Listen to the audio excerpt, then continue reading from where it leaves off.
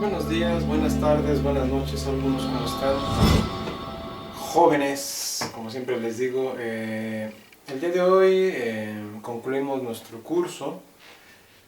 Vamos a hacer la demostración del teorema de la divergencia de Gauss y con esto damos por concluida la parte del curso en completud y con esto cerramos todos los temas dados en el plan de estudios de la Facultad de Ciencias de la UNAM para matemáticas. Y pues comencemos. ¿A qué se hace referencia el teorema de la divergencia de Gauss? El teorema de la divergencia de Gauss de lo que nos habla es cómo poder calcular con una integral de superficie, ¿sí? O cómo poder calcular una integral de superficie sobre una superficie cerrada. Es decir, nosotros vamos a tener una superficie, supongamos algo así.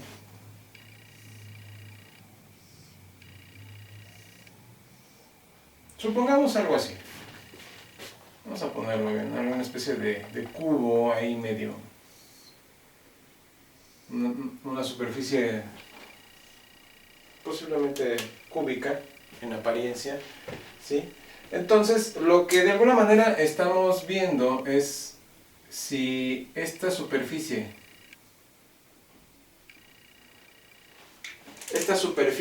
es una superficie cerrada, o sea, está cerrada por todos lados, nos va a permitir calcular la integral de superficie. ¿Cuál es la razón aquí para enunciar el teorema de Gauss? Bueno, la idea principal del teorema de Gauss es calcular con una sola integral todo el conjunto de superficies, porque si hacemos la integral aquí de superficie, es decir, sobre un campo vectorial, por supuesto, si tenemos un campo vectorial F y tenemos también nuestra diferencial de superficie, calcular la integral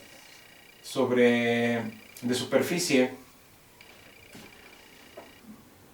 para algo así, pues lógicamente nos va a llevar a ver que tenemos S1, S2, S3, S4, S5 y S6. O sea, en este caso tendríamos 6 superficies. 6 superficies que bordean y de alguna manera nos complementan nuestro sólido, porque este sería un sólido.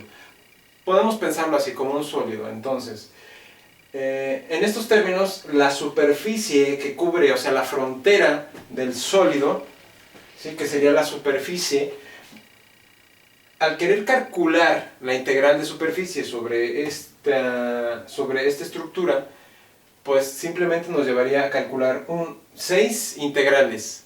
Entonces, la nobleza de la integral o del teorema de la divergencia de Gauss es precisamente ahorrarnos todo ese trabajo, optimizar el esfuerzo y pues en una sola integral resolver todo lo que podríamos hacer con 6 integrales de superficie, que sería el mismo trabajo, por supuesto, en términos del mismo resultado, ¿sí? Pero con un desarrollo más óptimo, es decir, optimizaríamos el tiempo y manejaríamos mejor, en términos de optimización, el resultado con estos ejercicios que podemos hacer para las integrales de superficie sobre superficies cerradas, por supuesto. Sin más, voy a poner el enunciado, explico qué quiere decir el enunciado y procedemos a hacer la demostración. Ahora vamos a proceder a leer el enunciado del teorema y dice así. Vamos a tener una región elemental omega, ¿sí?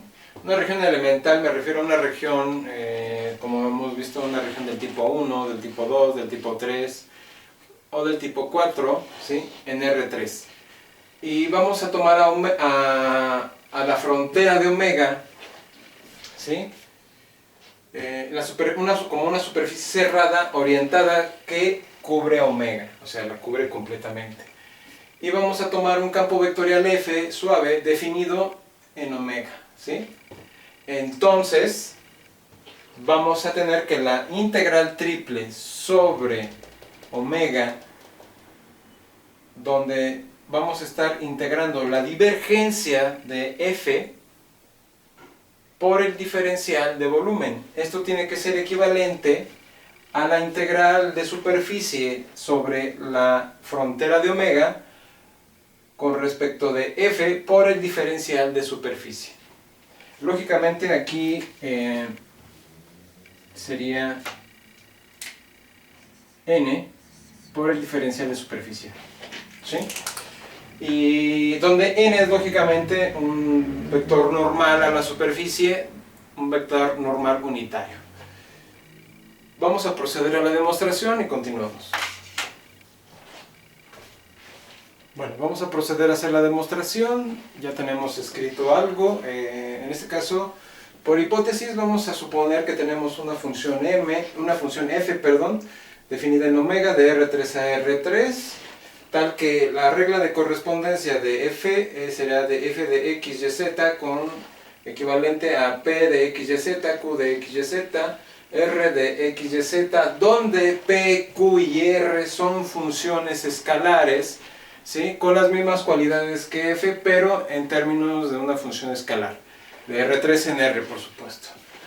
Donde ahora la divergencia de f, ¿sí?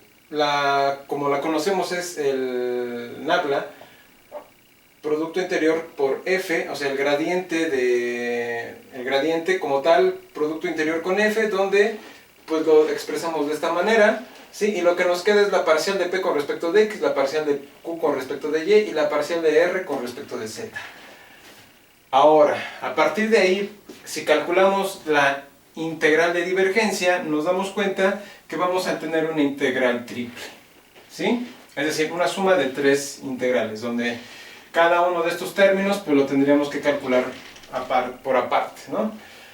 A partir de esto, nosotros vamos a tomar ahora la integral de superficie, donde tenemos que la integral de superficie la hemos expresado de esta manera por definición, ¿sí?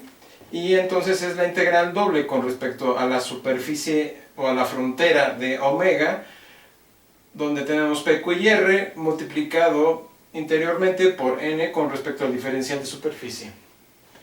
Ahora, vamos a tomar aquí los vectores canónicos de tal manera que vamos a representar esto mismo de esta forma, que al final es exactamente equivalente. A partir de ahí nos damos cuenta también que tenemos tres integrales. Aquí tenemos una, dos, tres integrales de superficie, una con respecto de p y con respecto de n, el producto interior entre qj por n y el producto interior de rk por n, ¿sí? Estas tres integrales. Ahora, lo que tenemos que probar a partir de aquí es que en la ecuación 1, ¿sí? Tenemos que probar esta equivalencia, en la ecuación 2 tenemos que probar esta equivalencia y en la ecuación 3 tenemos que probar esta equivalencia.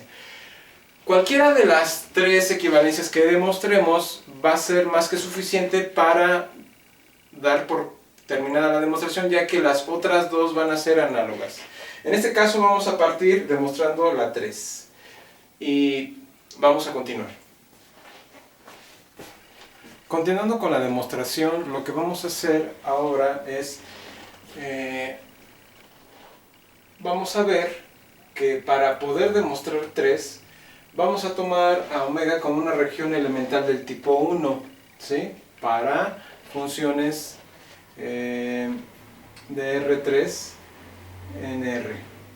En este caso, una función, es un campo vectorial de R3 en R3, para calcular integrales triples. Entonces, vamos a tomar también, o vamos a decir que existen dos funciones, f1 y f2, definidas en D, de R2 a R, dos funciones definidas en D, sí, lógicamente tienen que cumplir todas las características de una integral de superficie, para lo siguiente, porque vamos a implicarlo también abajo. Entonces, son dos funciones definidas en D, una región elemental del tipo 3, son integrables, ¿sí? En R2,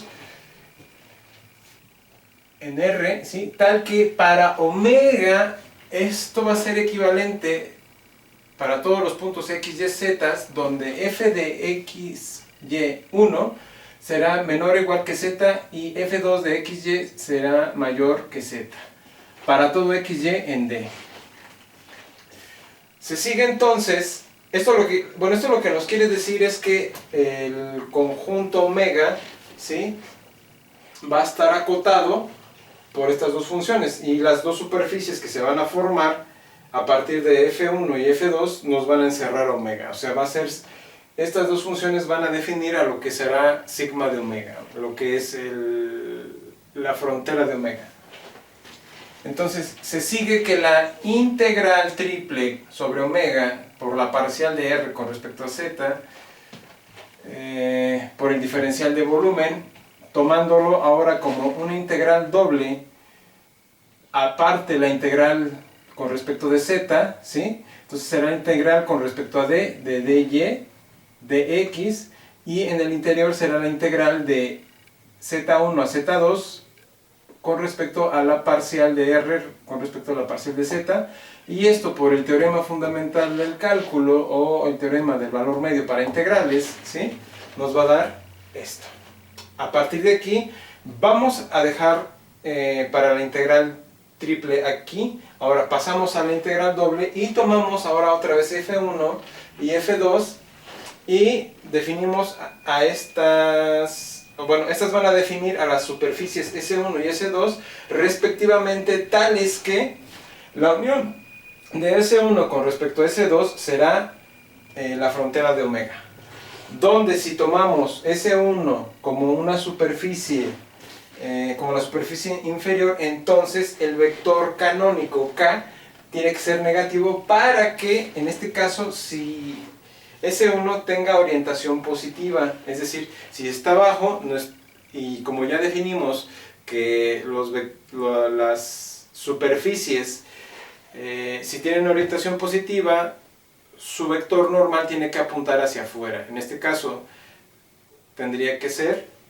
negativo el vector K para que nos dé un vector unitario con estas condiciones.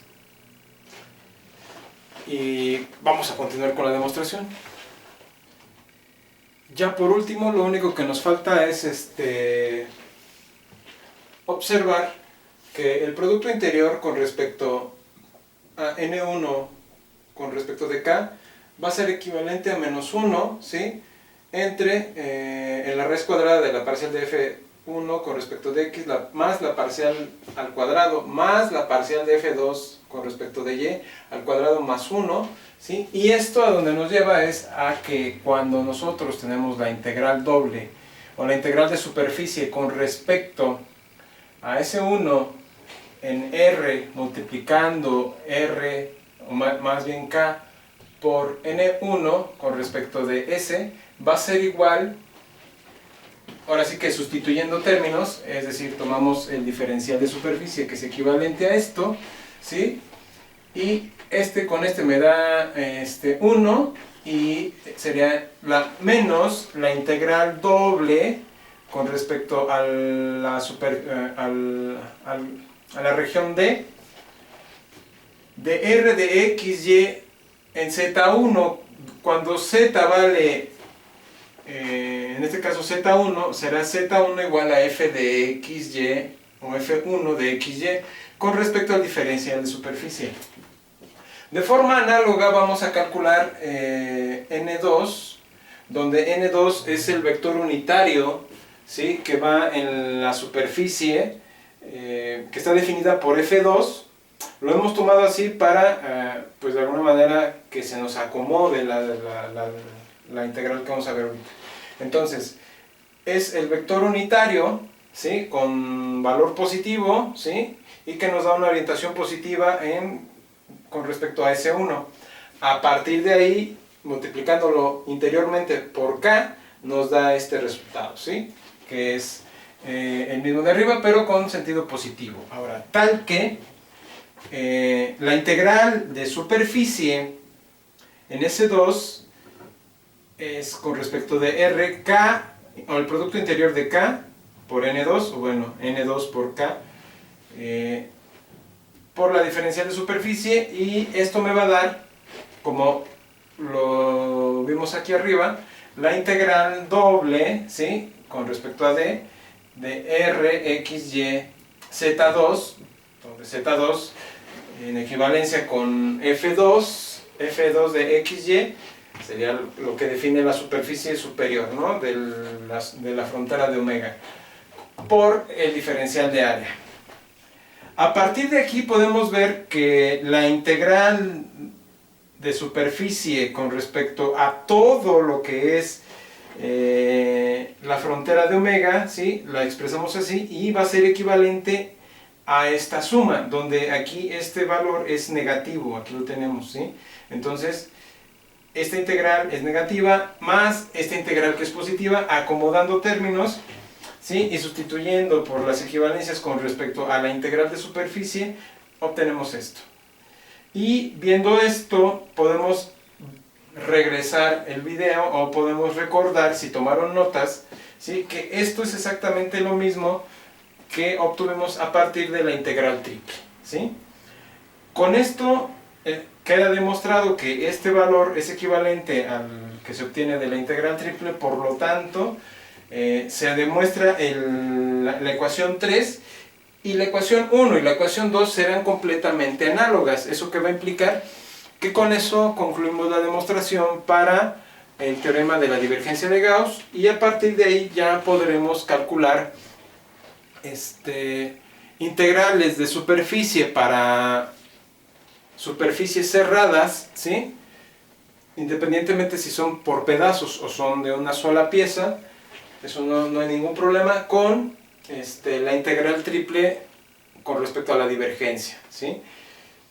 Espero que con esto ya quede claro el concepto de lo que estamos expresando con respecto a la integral de al teorema de la divergencia de Gauss, y a partir de aquí vamos a poner una serie de ejercicios que ustedes van a poder revisar en internet, en este caso en la plataforma, ¿sí?, que tenemos. Y con esto concluimos el curso. Fue un placer tomar este curso, preparar estas clases en estas condiciones, ¿sí?, dado que si ustedes ven la trayectoria que llevamos a partir de este curso, yo sé que muchos compañeros lo verán en el futuro, y pues este material se da en condiciones extremadamente inusuales para lo que regularmente son los cursos de la Facultad de Ciencias, ¿sí? Y ustedes podrán revisar lo que conllevó, ¿no?, este esfuerzo, porque además no fue nada más estar preparando el material, preparando la clase, sino además preparando el material para poderlo expresar ya fuera en un formato digital, o en este formato, ¿sí? A partir de aquí se me facilitó más a mí esta cuestión, ¿sí?, ya que me estaba tardando yo